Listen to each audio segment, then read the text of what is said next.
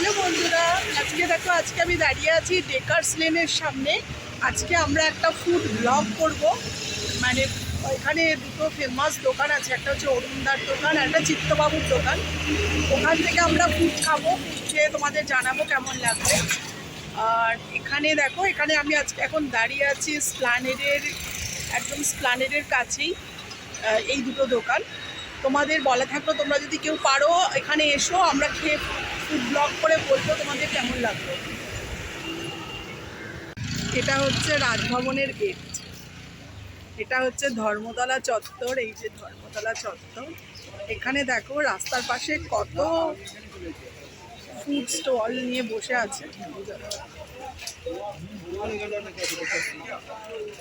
দেখো, এটা হচ্ছে ডেকার্স লেন।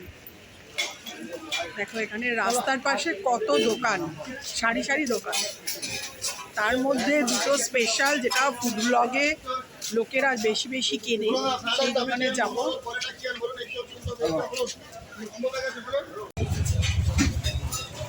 আজকে আমি এসে গেছি ডেকার্স লেনের এই যে রাস্তার পাশে ফুড স্টলগুলোতে তোমাদের দেখাবো।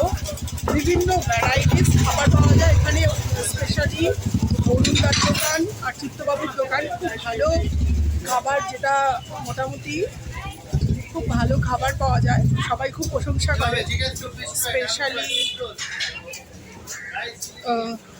দেখো, দাঁড়িয়ে আছি আমরা এখন জয় মা তারা দোকানের সামনে।